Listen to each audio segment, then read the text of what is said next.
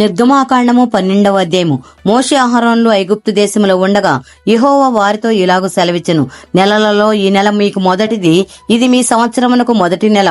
మీరు ఇశ్రాయేలు సర్వ సమాజముతో ఈ నెల దశమి నాడు మీ వారు తమ తమ కుటుంబముల లెక్క చొప్పున ఒక్కొక్కడు గొర్రె పిల్లనైనను మేక పిల్లనైనను, అనగా ప్రతి ఇంటికి ఒక గొర్రె పిల్లనైనను ఒక మేక పిల్లనైనను తీసుకొనవలెను. ఆ పిల్లను తినుటకు ఒక కుటుంబము చాలకపోయిన ఎడల వాడును వాని పొరుగువాడును తమ లెక్క చొప్పున దాన్ని తీసుకొనవలెను. ఆ గొర్రె పిల్లను భుజించుటకు ప్రతి వాని భోజనము పరిమితిని బట్టి వారిని లెక్కింపవలను.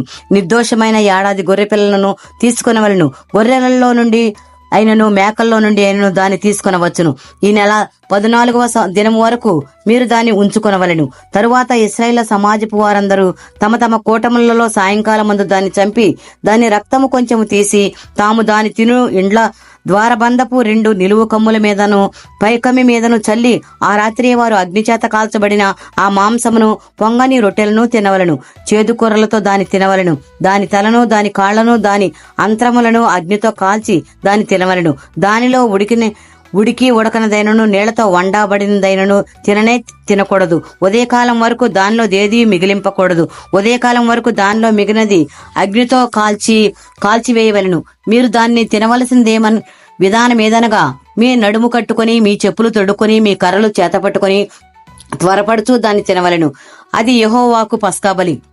ఆ రాత్రి నేను ఐగుప్తు దేశమందు సంచరించి ఐగుప్తు దేశమందరి మనుషుల్లోనే గాని జంతువుల్లోనే గాని తొలి సంతతి ఎంతయో హతము చేసి ఐగుప్తు దేవతలకు అందరికీ తీర్పు తీర్చెదను. నేను యెహోవాను. మీరున్న ఇండ్ల మీద ఆ రక్తము మీకు గుర్తుగా ఉండును. నేను ఆ రక్తమును చూచి మిమ్మను నశింపచేయక దాటిపోయేదను. నేను ఐగుప్తు దేశమును పాడు చేయుచుండగా మిమ్మను సంహరించుటకు తెగులు మీ మీదికి రాదు. కాబట్టి ఈ దినము మీకు జ్ఞాపకార్థమైన దగును. మీరు యెహోవాకు పండుగగా దాన్ని ఆచరింపవలను. తరతరములకు నిత్యమైన కట్టడగా దాన్ని ఆచరింపవలను.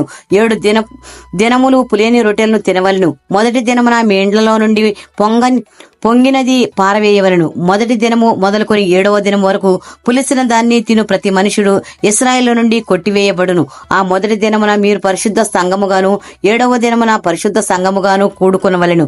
ఆ దినములందు ప్రతివాడు తినవలసింది మాత్రమే మీరు సిద్ధపరచవచ్చును. అదియుగాక మరి ఏ పనియూ చేయకూడదు. పులియని రొట్టెల పండుగను మీరు ఆచరింపవలను.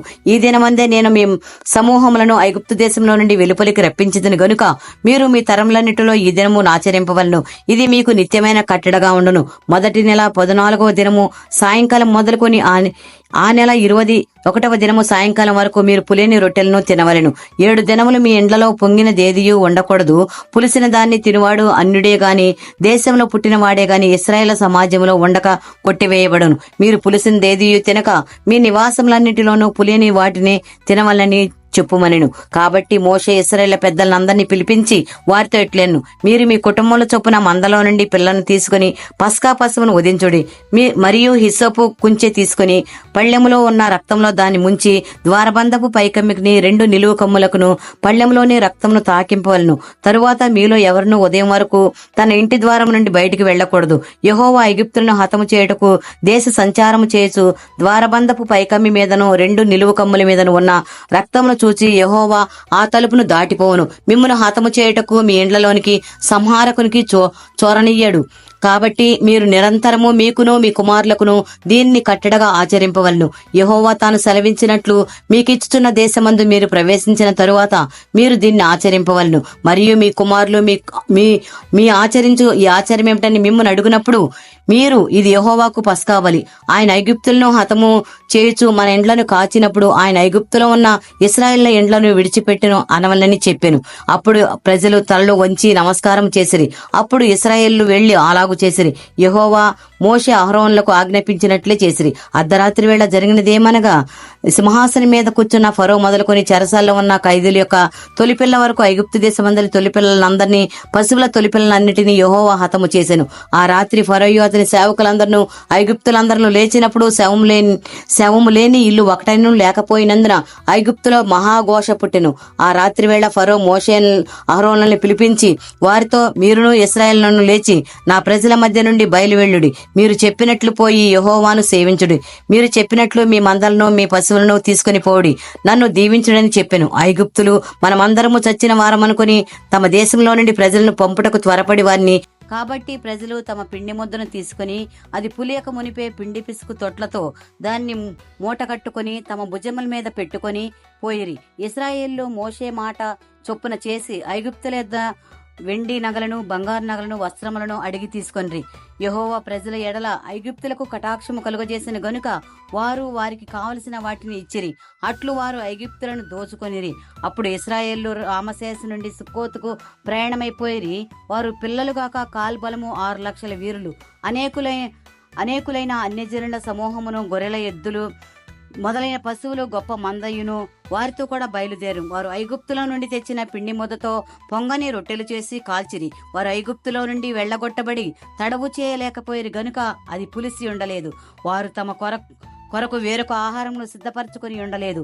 ఇశ్రాయేలు ఐగుప్తులో నివసించిన కాలము 430 సంవత్సరములు. ఆ 430 సంవత్సరములు గడిచిన తరువాత జరిగినదేమనగా, ఆ దినమందే యెహోవా సేనలన్నీ ఐగుప్తు దేశంలో నుండి బయలుదేరిపోయెను. ఆయన ఐగుప్తు దేశంలో నుండి వారిని బయటికి రప్పించినందుకు ఇది యెహోవాకు ఆచరింపదగిన రాత్రి. ఇశ్రాయేలులందరూ తమ తమ తరములలో యెహోవాకు ఆచరింపదగిన రాత్రి ఇదే. మరియు యెహోవా మోషే అహరోనులతో ఇట్లనెను, ఇది పస్కా పండుగను గూర్చిన కట్టడ. అన్యుడెవడునో దాన్ని తినకూడదు గాని వెండితో కొనబడిన దాసుడు సున్నతి పొందినవాడైతే దాన్ని తినవచ్చును. పరదేశీయు, కూలికి వచ్చిన దాసుడును దాన్ని తినకూడదు. మీరు ఒక్క ఇంటిలోనే దాన్ని తినవలెను. దాని మాంసములో కొంచెమైనను ఇంటిలో నుండి బయటకు తీసుకుని పోకూడదు. దానిలో ఒక్క ఎముకనైనను మీరు విరవకూడదు. ఇశ్రాయేలుల సర్వసమాజము ఈ పండుగను ఆచరింపవలను. నీ యొద్ద నివసించు పరదేశి యెహోవా పస్కాను ఆచరింపగోరిన ఎడల అతనికి కలిగిన ప్రతి మగవాడు సున్నతి పొందవలను. తరువాత అతడు సమాజములో చేరి దాన్ని ఆచరింపవచ్చును. అట్టివాడు మీ దేశంలో పుట్టిన వారితో సముడగును. సున్నతి పొందనివాడు దానిని తినకూడదు. దేశస్థునికి మీలో నివసించు పరదేశికిని దీని గూర్చి ఒకటే విధి ఉండవలెను. ఇశ్రాయేలులందరూ అలాగు చేసిరి. యెహోవా మోషే అహరోనులకు ఆజ్ఞాపించినట్లు చేసిరి. యెహోవా ఇశ్రాయేలు వారి వారి సమూహముల చొప్పునే ఆనాడే ఐగుప్తు దేశంలో నుండి వెలుపలికి రప్పించెను.